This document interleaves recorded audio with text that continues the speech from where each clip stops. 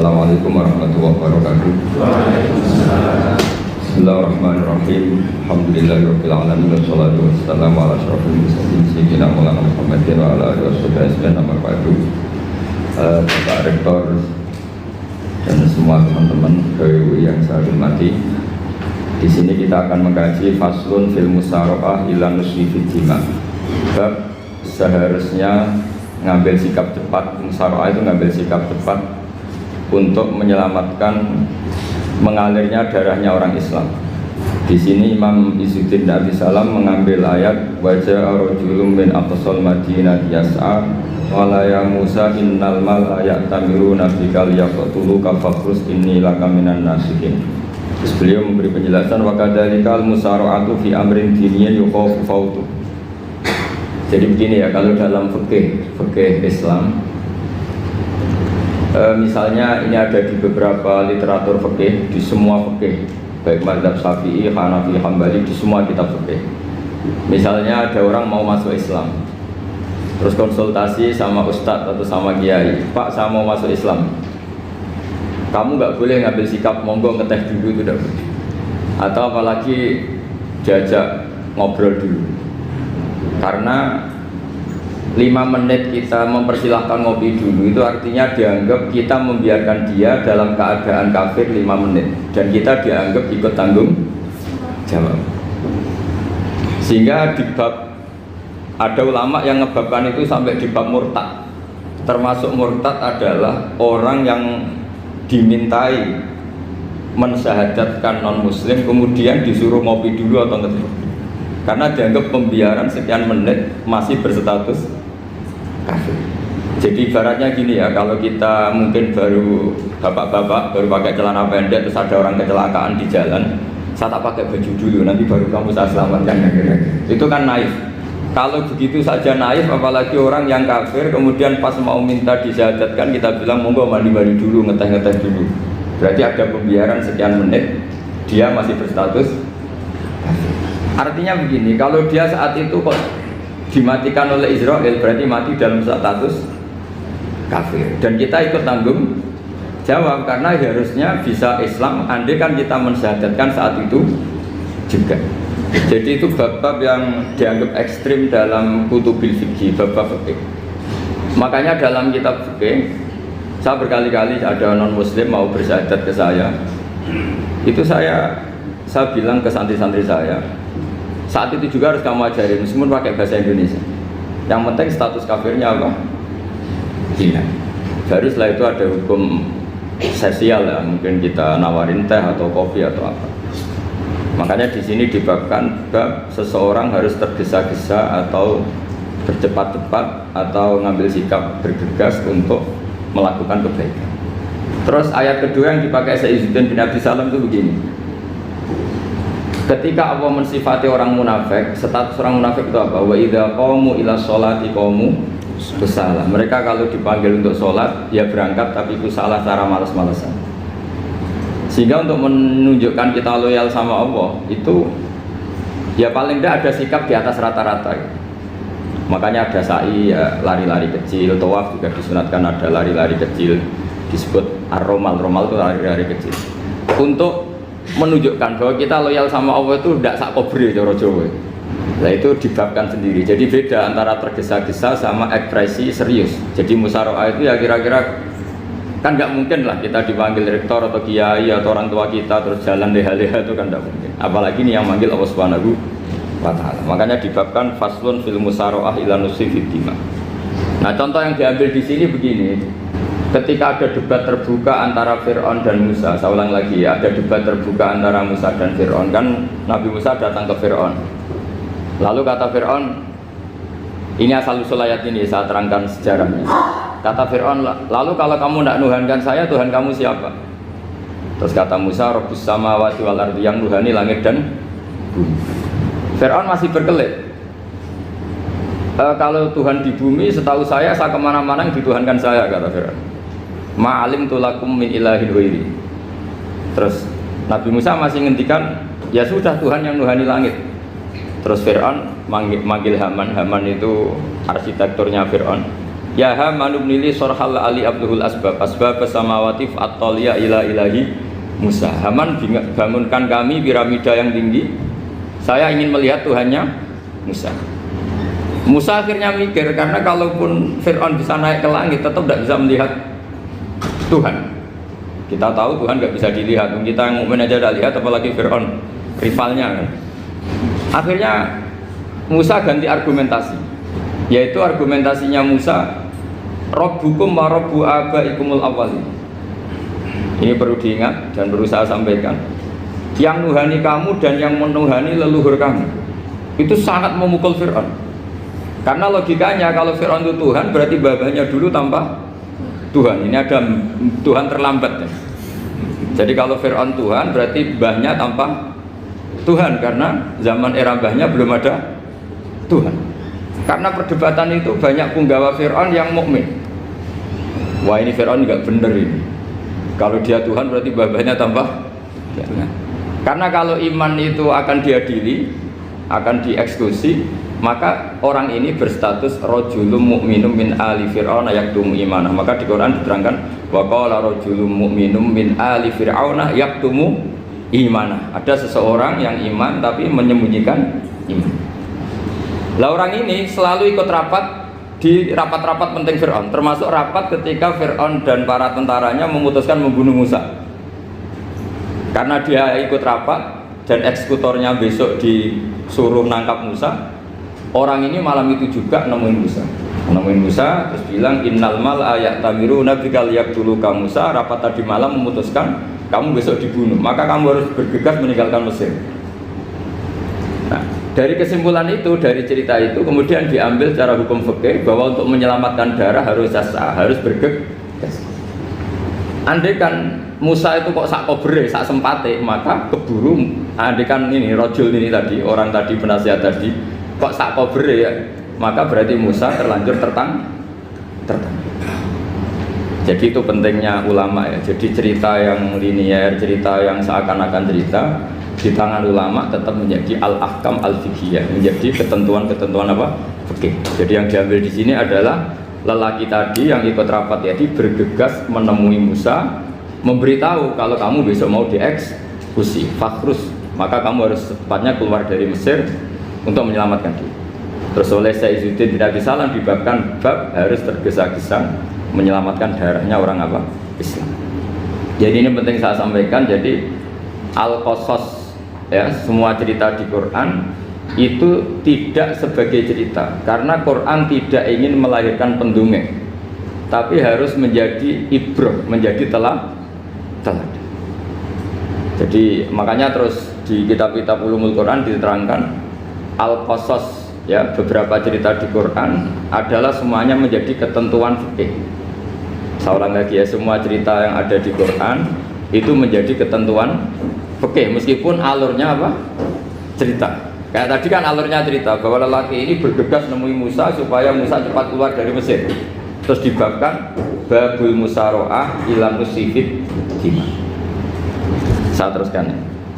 Wa kama la ra'ayna ma yaqtulu musliman law tabtu'u alaihi laqata lahu fal musaroah ila takhrisihi min wajibatun. Itlaisal unatu mahmudatan fi kulli syai'in falaha mawaqinu tuhmadu fiha wa mawaqinu tudammu fiha wa kadzalika al musara'ah wal lain wal dhilta wa ghairuhuma.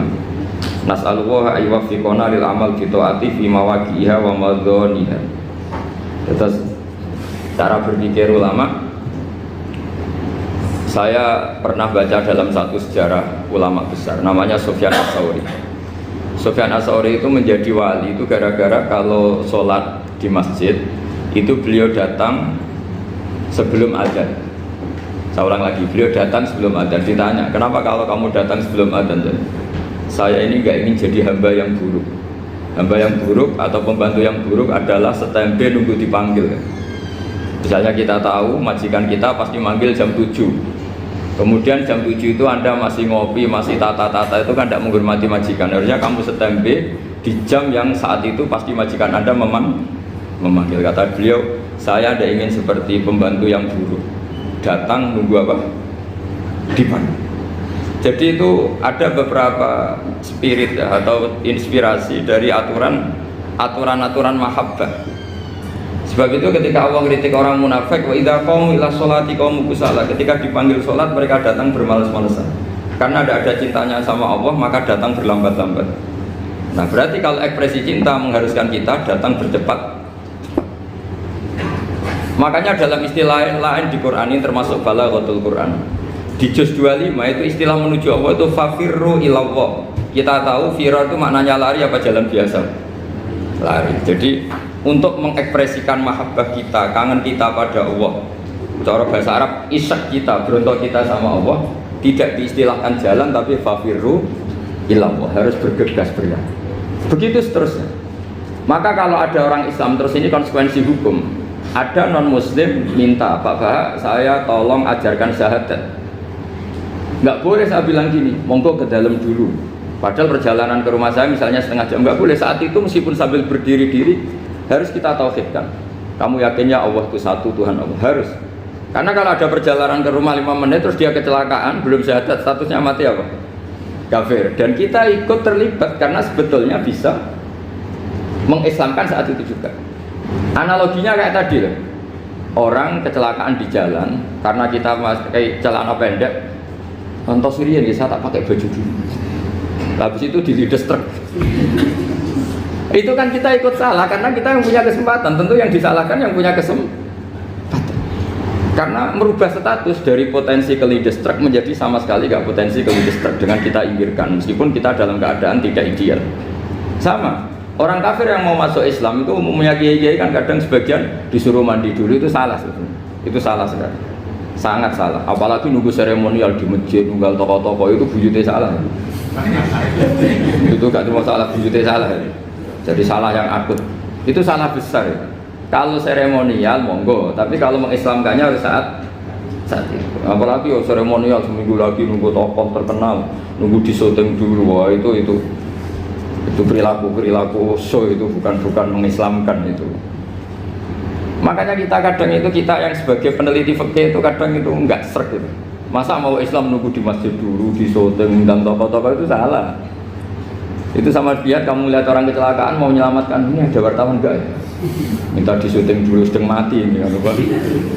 Jadi kita normal saja dalam Islam, sesuatu yang mendesak, yang emergensi ya perlakuannya harus cepat. Sehingga dibabkan faslun fil musaroah ila nusifid fitima. Jadi ada beberapa contoh di Quran memang aturannya seperti itu. Makanya semua redaksi Quran tentang menuju Allah diredakseno fafirru ilallah. Makanya di tawaf ada ekspresi romal, jalan agak cepat. Di sa'i juga ada momen-momen kita harus romal, berjalan cepat. Di beberapa aturan juga seperti itu. Ya saya ulang lagi, di beberapa aturan Islam juga seperti itu. Nah sekarang efek di hukum haji. Saya banyak baca literatur haji. Haji dalam aturan Islam itu wujuban tarohian, wajib yang tidak langsung mendesak. Kemudian semenjak ada fakta kita harus nunggu, daftar tunggu, itu kita sebagai ahli fikih itu gamang. Misalnya gini, saya umur 20 punya uang, sekarang berapa daftar? 25 juta ya. Saya umur 20 punya uang 25 juta. Saya jomblo misalnya, ya butuh nikah, ya butuh macam-macam. Itu wajib daftar haji apa enggak? Karena kalaupun daftar nunggu 20 tahun. 20 tahun kan asumsi umum masih umur 40, masih hidup lah kira-kira seharusnya. Nah sekarang kalau ada orang umur 50 tahun punya uang 25 juta, menurut Anda wajib daftar saat itu apa enggak? Wong daftar saja bisa game gitu. Dan kalau misalnya umur 50 ditambah 25 kan 75. Itu kalau orang sumpah sudah cepat mati itu kira-kira gitu. Maka itu menjadi pertanyaan, apakah fikih ini kita rubah? Karena dulu kan orang itu longgar semua. Karena haji zaman Nabi pun tidak langsung dilakukan saat pertama diwajibkannya haji. Jadi Nabi punya sisi unik. Pertama ada tahun diwajibkannya haji, Nabi tidak langsung haji. Sebab itu ulama berkesimpulan kalau wajibnya haji tidak langsung. Maka fikih itu memang unik. Sholat juga gitu. Ada istilah begini dalam sholat, wajibus sholat ala kulli muslimin wujuban muwassa'an. Di semua kitab fikih takbirnya seperti itu redaksinya. Wajib sholat dilakukan orang Islam wujuban muwassa'an, wajib yang ada longgarnya. Sehingga ketika zuhur jam 12 WIB kita dengar azan, boleh sholat setengah 1, jam 1, setengah 2, jam 2. Karena memang wujuban muwassa'an, memang ada batas akhir waktu misalnya sampai setengah 3. Nah problemnya begini, misalnya setengah 1 Anda pasti dipanggil majikan kamu yang diharuskan melakukan satu aktivitas, misalnya Anda pilot, yang nggak mungkin sholat lagi di kokpit. Apakah status wujuban muwassa'an, wajib yang longgar menjadi hilang karena setelah itu tidak ada kesempatan lagi sholat? Apa tetap kita sebagai ahli Islam yang agak balelo tapi alim, misalnya ya sudah tetap jadi pilot, nanti kan ada aturannya sendiri, ada rukhsahnya sendiri, ada kemurahan sendiri kita sudah jadi pilot, misalnya sholat tanpa harus menghadap kiblat, sholat yang tetap di perjalanan. Kira-kira Anda kalau jadi ahli fikih milih mana? Milih harus sholat di depan apa tetap memberi kelonggaran? Gak apa-apa sholat sambil apa? Nyuper ya, sambil pilotin apa pesawat.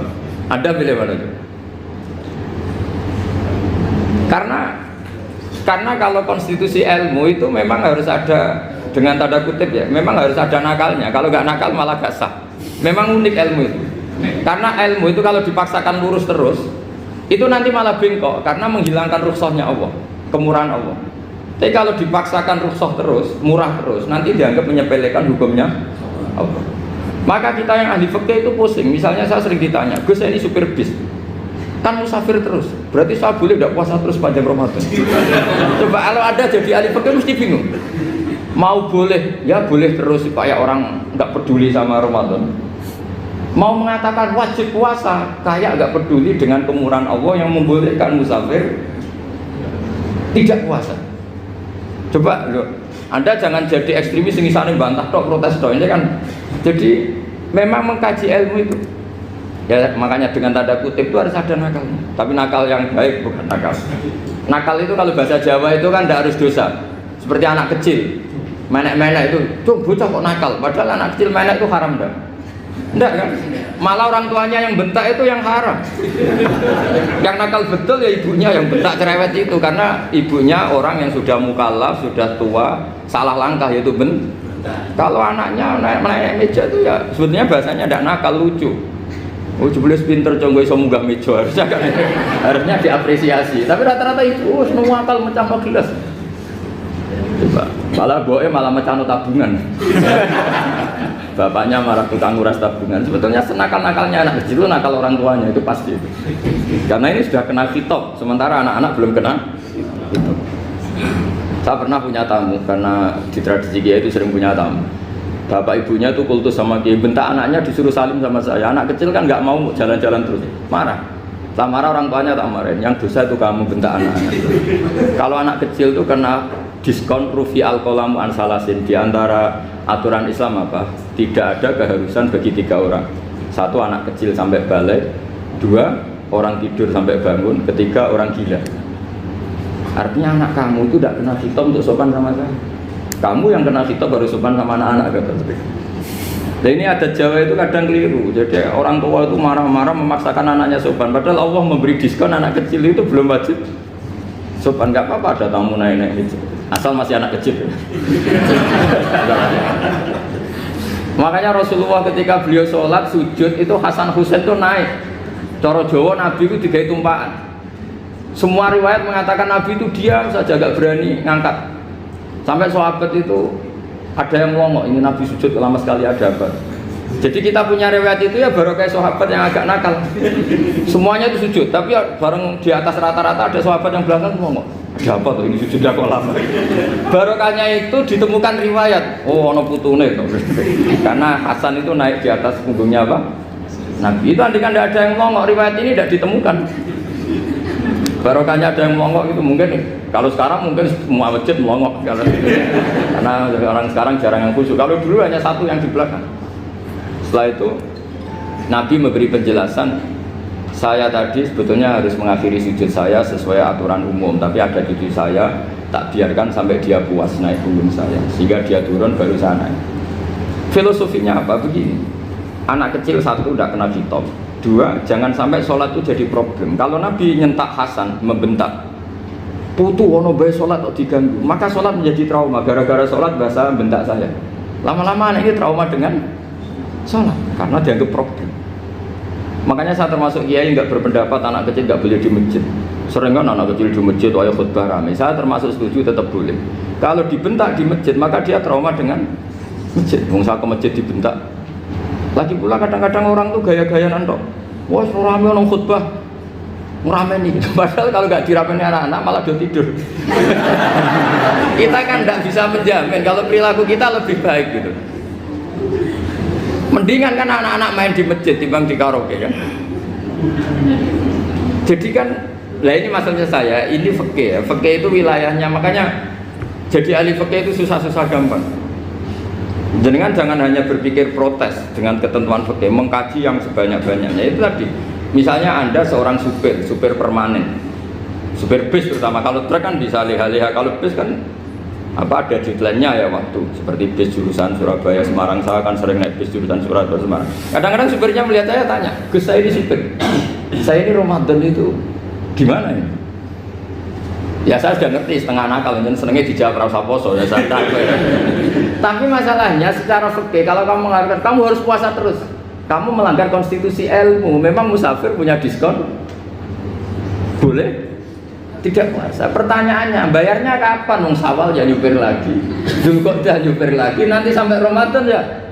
Lah terus, ya pas kamu cuti, biasanya cutinya pas sakit, boleh diskon lagi karena sakit. Coba. Nggak, andai kan Anda jadi ahli fikih milih zaman. Lo kalau orangnya soleh terus kayak ustadz-ustadz di sini kayak dosen UI kan, masa dosen UI Universitas Islam nggak Islami kan nggak mungkin. Mungkin memilih poso kan. Masalahnya ini kan hukum untuk orang kebanyakan, nggak boleh hukum mosok gak kuat. Bu sahur jam 3:30 ngombe vitamin pokoknya harus kuat. Itu udah hukum, itu saran. Hukum itu beda dengan saran. Hukum itu hanya berpijak musafir itu boleh iftar. Kalau saran memang boleh, ya usahakan kamu makan 3:30 pas fit, nyupir. Terus kalau nyupir selesai jam 10, nanti istirahat. Memangnya majikan bisa ngatur jamnya? Itu fikih. Maka menjadi perdebatan, yang namanya pergi itu apa? Menurut Imam Syafi'i, pergi itu ya dari rumahnya ke tempat yang asing, yang tidak wilayahnya namanya pergi. Menurut Imam Ahmad bin Hanbal enggak. Pergi itu tidak kerja.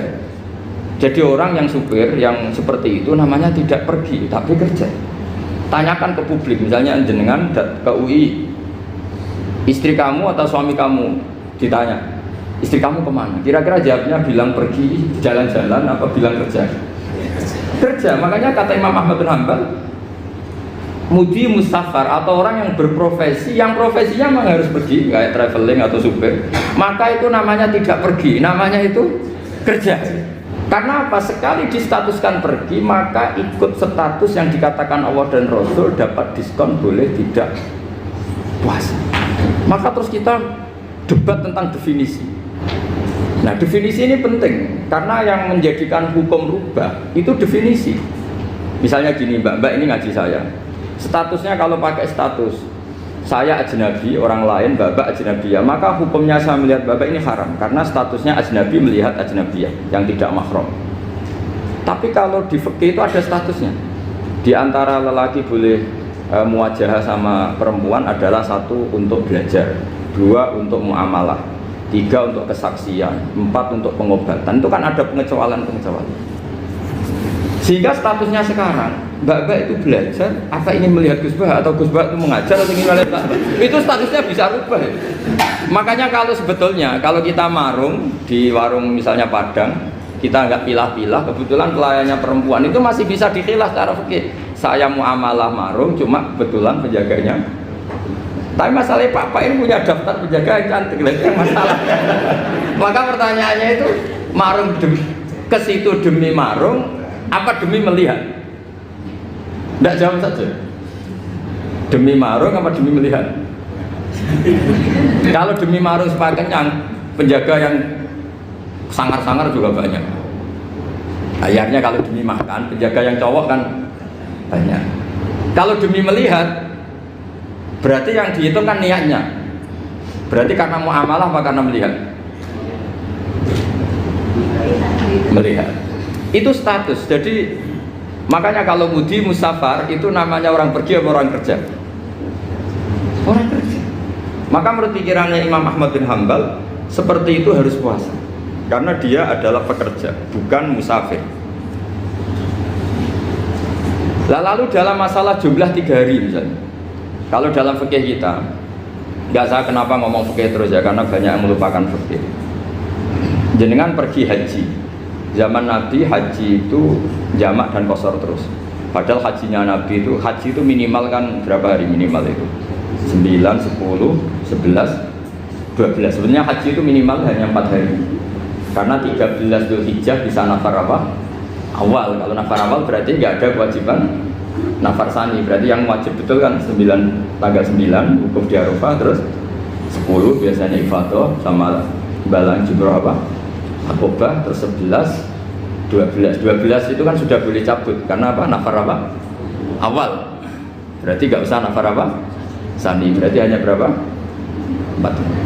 Tapi Nabi haji di Mekah Medina itu sampai 40 hari karena perjalanan. Pertanyaannya, ketika Nabi menjamak dan mengqashar itu cara Imam Syafi'i lis safar. Karena Nabi orang Medina datang ke Mekah dengan jarak 460 kilo, maka Nabi boleh jamak dan qashar. Jadi pikiran Imam Syafi'i, jamaknya Nabi itu lis safar karena pergi. Cara pikiran Imam Malik enggak, jawabnya Nabi itu lin nusuk. Nabi menjamak sholat itu karena melakukan ibadah haji. Efeknya adalah orang Mekah kalau haji itu cara Imam Malik meskipun jaraknya dekat boleh apa? Boleh apa? Qashar, boleh jamak qashar. Lalu terus ada pertanyaan fikih lagi. Lalu jamak qashar itu karena pergi apa karena masyaqqah? Karena repot. Coba kalau sampean kira-kira jawab. Misalnya kita orang kaya bawa uang 1 miliar naiknya Alphard, ada supirnya, ada ajudannya, pergi di jarak 100 kilo.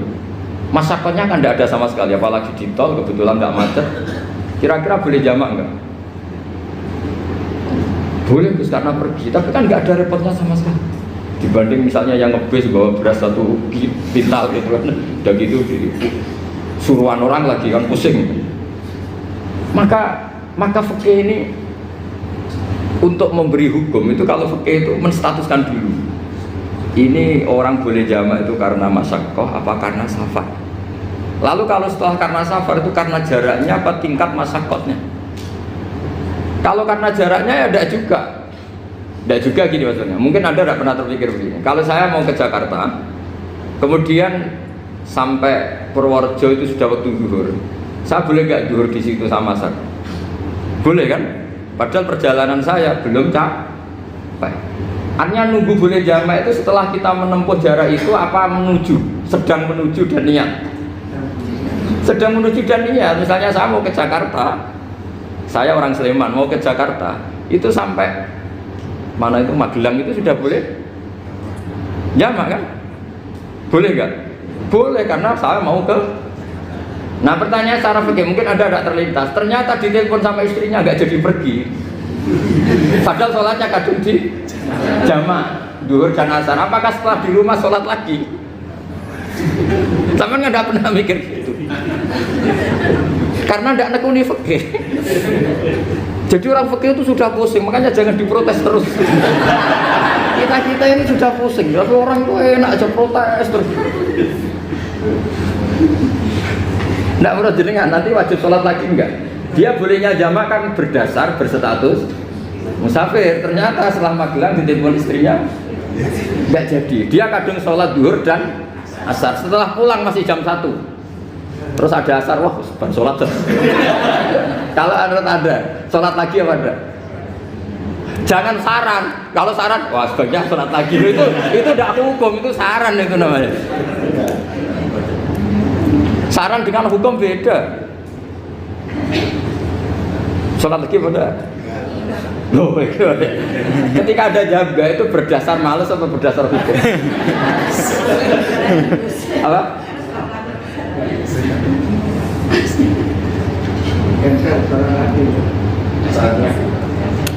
Nah kalau Anda sholat lagi, pertanyaannya gini, Allah itu tidak punya tradisi mewajibkan 2 kali. Pertanyaan fikihnya mesti gitu. Dan saat Anda di Magelang menjamak itu melakukan sesuatu yang disahkan oleh agama. Berarti pas Anda jamak zuhur asar, sesuatu pas melakukan itu kan berstatus sah dan boleh. Meskipun setelah itu ada masalah, istri kamu nelpon terus pulang. Tapi pas itu kan sudah dinyatakan oleh malaikat sah, Anda sudah zuhur dan asar. Kalau melihat itu tidak wajib mengulang. Tapi bisa saja malaikat ada yang usil.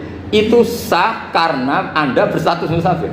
Berhubung status Anda hilang, maka poin Anda sudah sholat juga hilang. Kamu milih fikih yang mana? Jadi peneliti fikih itu beda dengan orang-orang yang dengarin protes. Beda karena nengkuni itu beda karena ada konsekuensinya.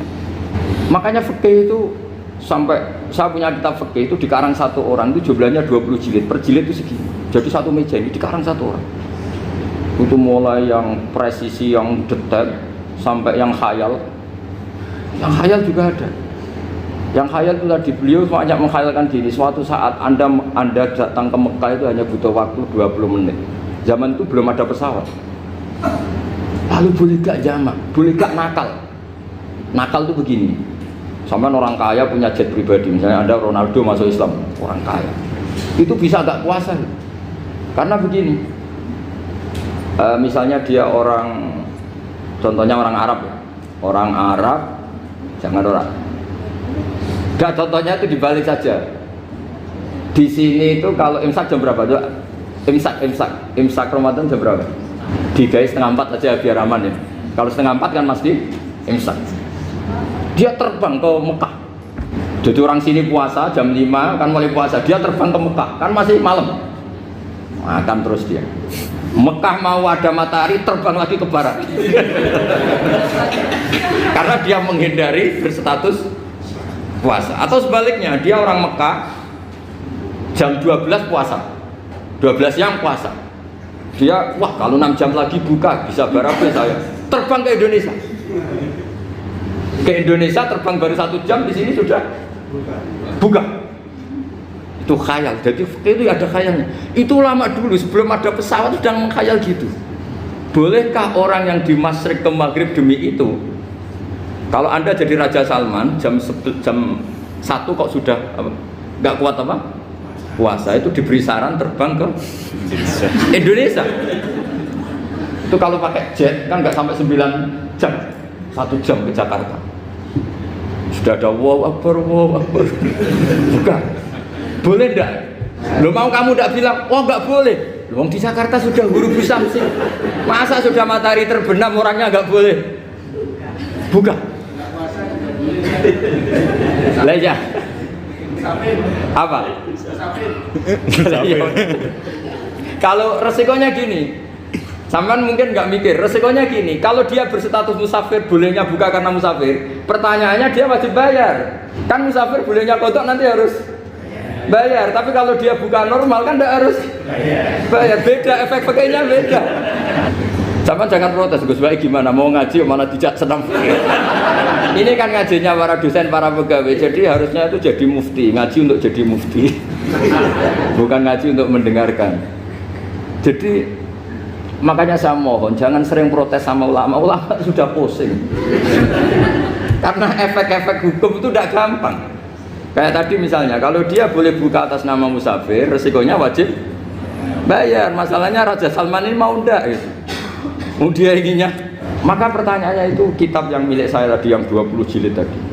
Ulama itu mulai dulu sudah membayangkan bagaimana kalau suatu saat ada satu kendaraan. Kenapa ulama bisa bayangkan itu? Karena ada buruk. Meskipun mereka nggak numpak buruk, hanya Rasulullah, tapi kan bisa bayangkan ada toyul waktu. Waktu itu bisa dilipat.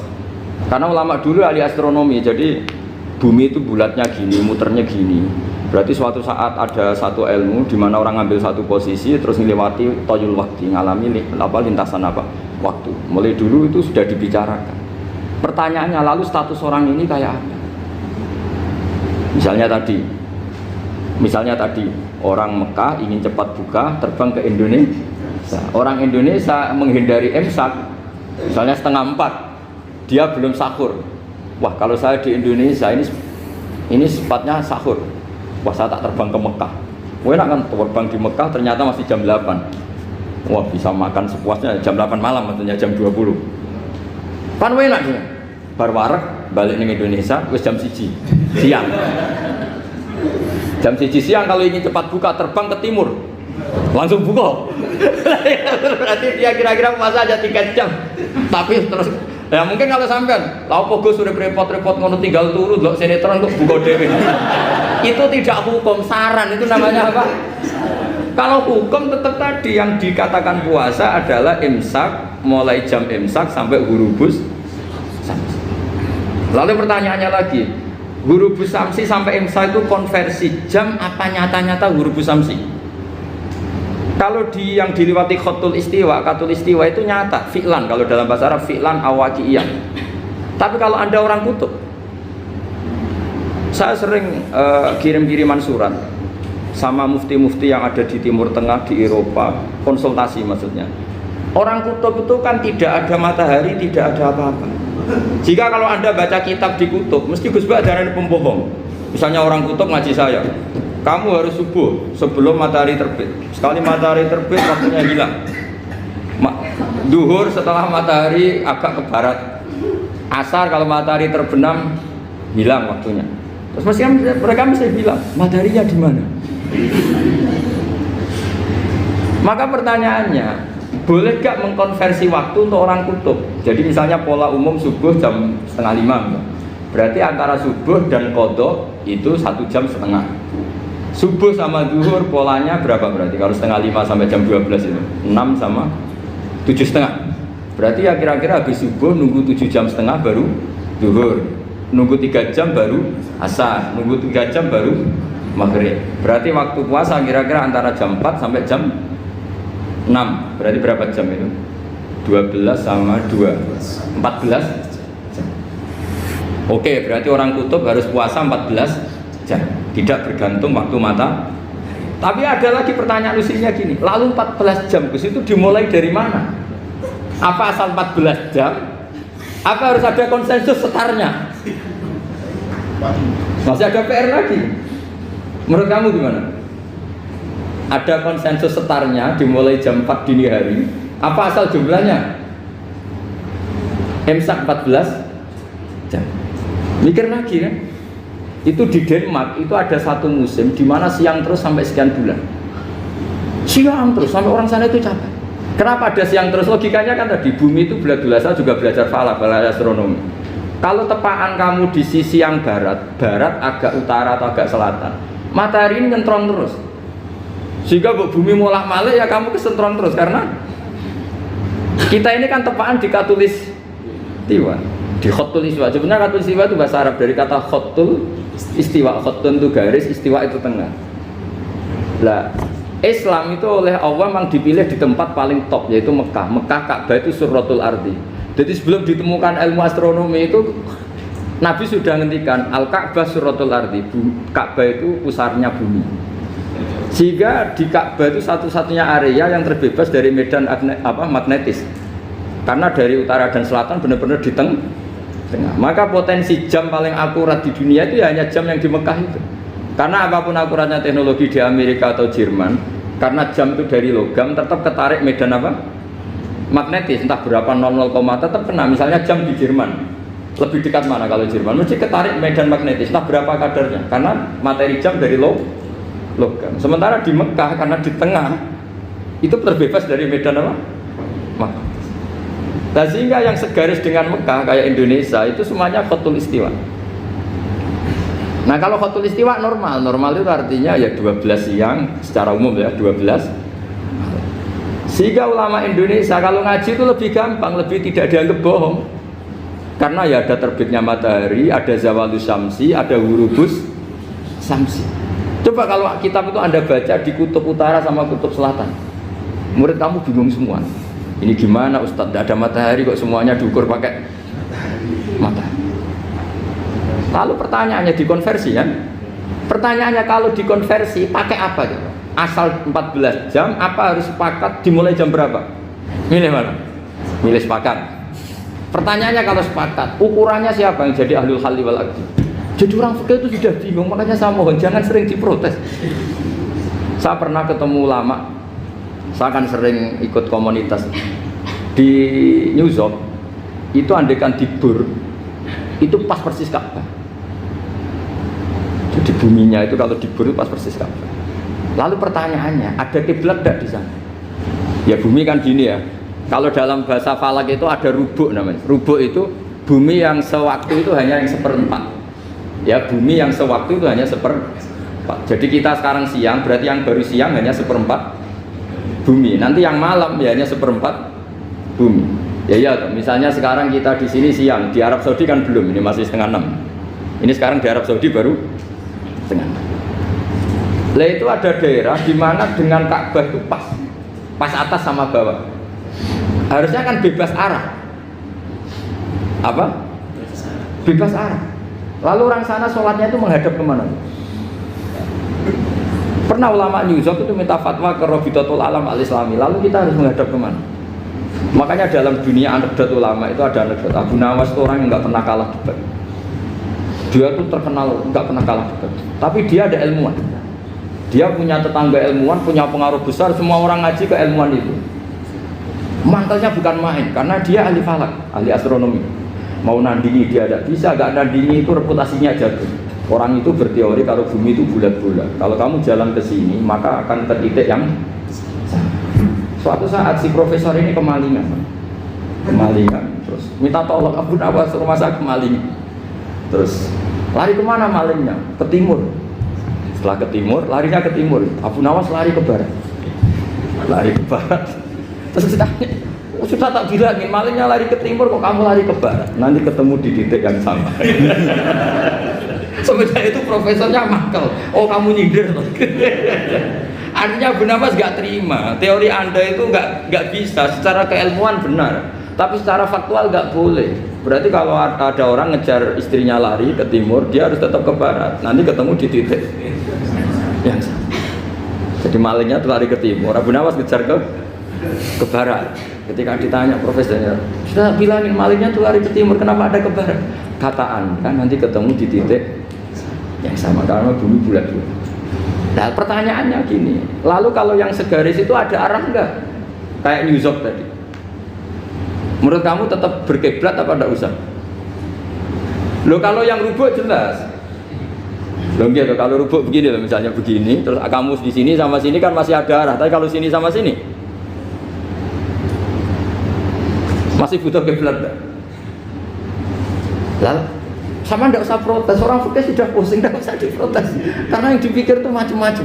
Nah ya makanya ini kan ini mengkaji ya, saya mohon ya kayak tadi ini mengkaji, saya mohon saya cukupkan sekian. Sementing apa ya, kita ada respeknya lah sama ulama. Jadi ulama itu susah, mikirnya susah, harus tanggung jawab di depan Allah, di dunia diprotes terus. Ya saya kira demikian. Assalamualaikum warahmatullahi wabarakatuh. Ya satu aja. Ini waktunya. Atau dua gak apa-apa, dua aja. Ke sesi selanjutnya yaitu tentang tanya jawab. Kami kasih waktu dua penanya dan dua pertanyaan. Kadang satu langsung tiga. Ya silakan. Assalamualaikum warahmatullahi wabarakatuh. Waalaikumsalam. Pertanyaan saya singkat Gus. Ya.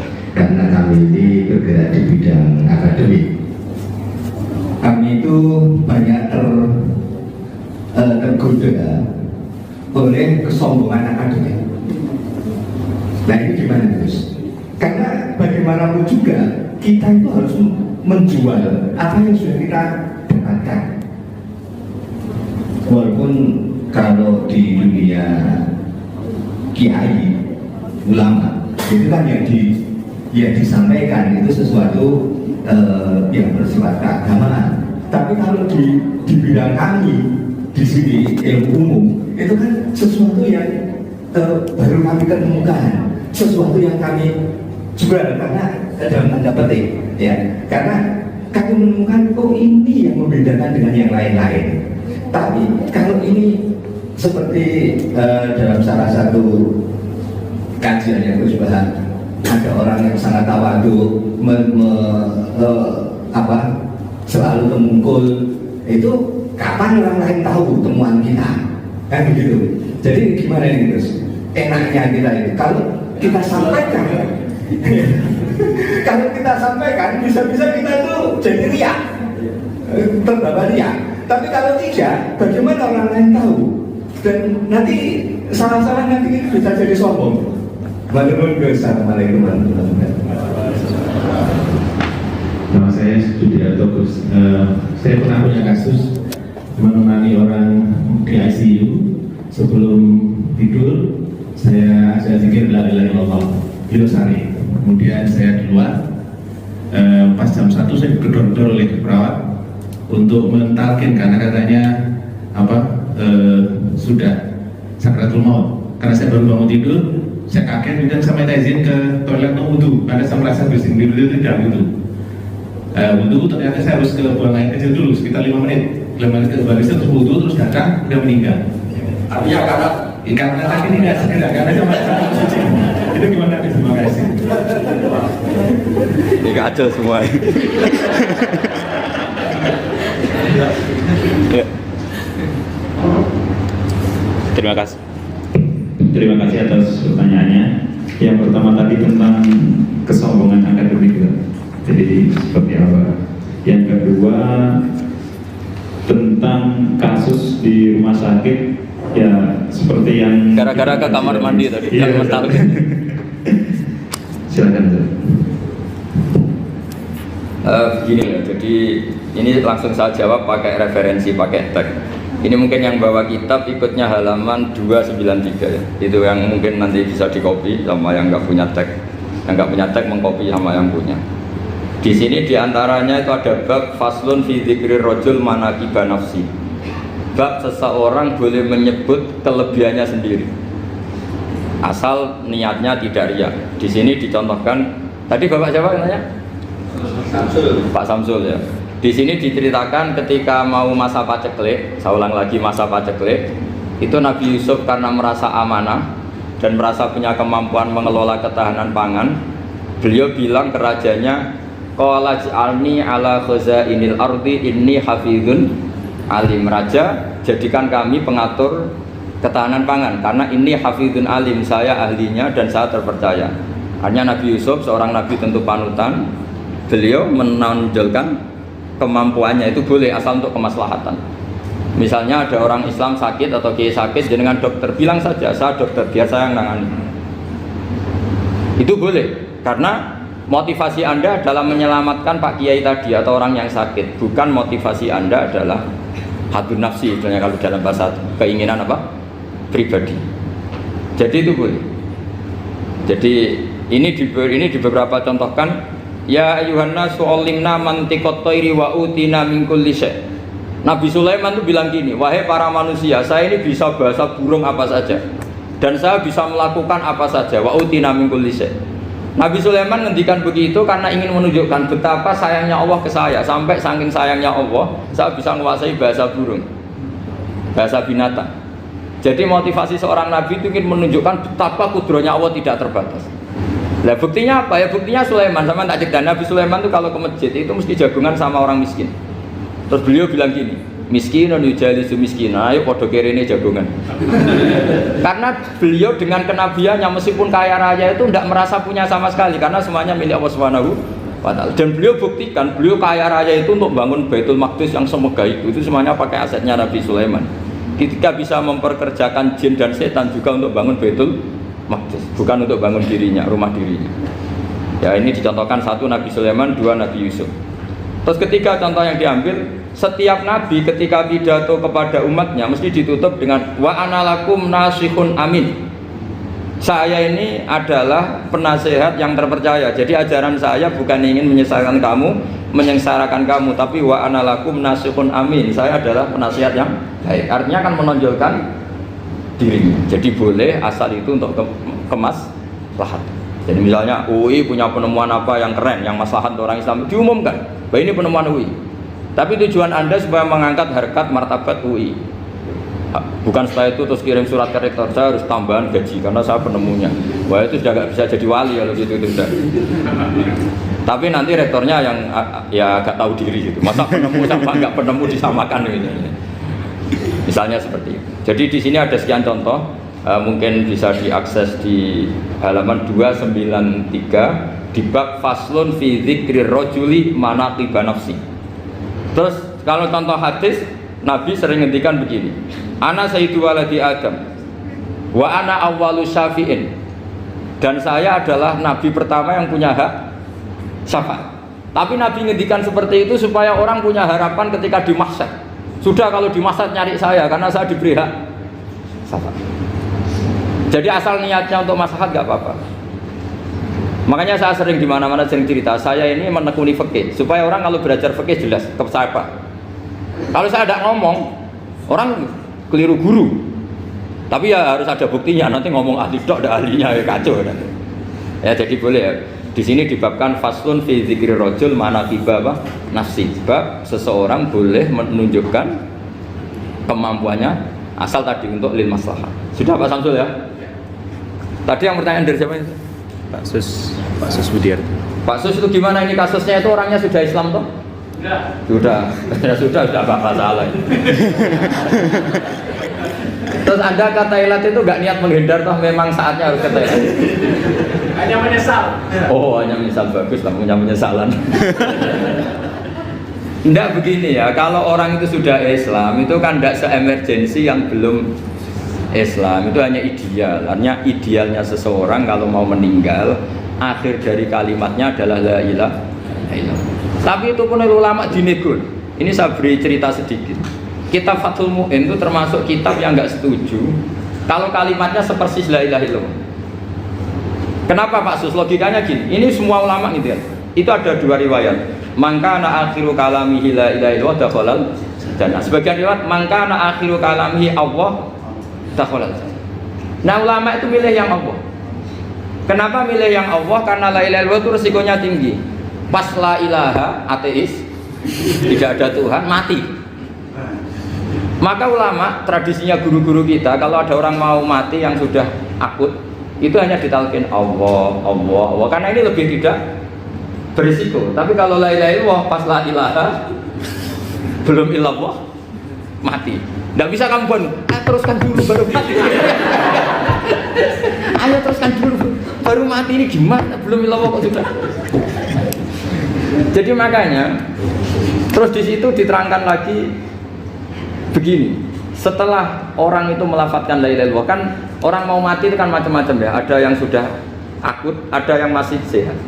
Kalau masih sehat sebaiknya la ilaha illallah. Tapi kalau sudah akut hanya dilatih apa? Allah gitu. Terus saran kedua oleh kitab Fathul Mu'in diterangkan sebaiknya jangan ngomong lagi. Karena Nabi ngendikan akhir itu harus itu menjadi kalimat. Jadi misalnya setelah kamu talqin la ilaha illallah, kamu tanya, Pak sertifikatnya di mana? Akhirnya bapaknya jawab di lemari. Pas melamari mati. Berarti akhir kalimatnya lemari. Makanya kita juga harus memperjuangkan supaya itu benar-benar akhirnya. Jika nanti dikenang di akhirat, ini orang luar biasa mengakhiri dunia dengan kalimat la ilaha illallah. Tapi nanti kalau ini orang luar biasa mengakhirinya dengan lemari. Apalagi tanyanya dulu, Pak tabungannya di bank apa? Ini BCA. Berarti terakhir bilang apa? BCA. Jadi itu ada aturannya. Jadi kalau nalkin orang sudah ngelapatkan kalimat tauhid, jangan dijak ngomong lagi. Karena kalau diajak ngomong lagi terus mati, yaitu kalimat terakhirnya. Ya. Mohon maaf. Assalamualaikum warahmatullahi wabarakatuh. Oke teman-teman, jadi itulah reaction ngaji kita bersama dengan Kiai Haji Bahauddin Nur Salim atau Gus Baha. Yang mana Gus Baha ini ngaji di UII ya, di kampus UII, dan di situ bukan di Masjid Ulil Albab lagi, tapi di sebuah ruangan yang memang para jamaahnya itu ataupun para audiensnya itu adalah para dosen dan juga para akademisi yang ada di kampus UII, ada dari jajaran rektorat dan dosen dan lain sebagainya. Dan Gus Baha pada ngaji kali ini adalah ngaji kitab Sajarot Al-Ma'arif ya, yang mana itu merupakan karya Syekh Izzuddin bin Abdissalam, yang kemudian di babnya ini adalah bab bersegera dalam menjalankan kebaikan ataupun bersegera dalam melakukan kebaikan. Jadi dalam prinsipnya adalah ketika suatu kebaikan maka harus dilakukan dengan segera, seperti yang dicontohkan oleh Gus Bah, bahwasanya ketika ada orang yang ingin masuk Islam maka ya tidak usah menunggu lain-lain, tidak usah menunggu acara-acara apapun. Ketika memang ada orang yang ingin masuk Islam ya tinggal diloginkan saja ataupun disyahadatkan saja, tanpa perlu mandi dulu, tanpa perlu lain-lain dulu. Yang penting bersyahadat dulu ya, dituntut untuk bersyahadat dulu sesegera mungkin, karena dikhawatirkan nanti ketika misalkan nunggu mandi, nunggu apa-apa gitu, nanti bisa saja ketika saat mandi, saat apa itu ditunda hanya 5 menit pun, itu bisa menimbulkan misalkan saat 5 menit itu menunggu maka ternyata malah meninggal dunia, maka dia masih dalam keadaan kafir atau masih dalam keadaan belum Islam. Kemudian Gus Bah juga menjelaskan mengenai bahwasanya seorang ahli fikih ataupun ulama seperti halnya Gus Bah ini itu sudah pusing memikirkan bagaimana cara ataupun bagaimana memikirkan umat ataupun mencarikan hukum-hukum yang jelas mengenai umat.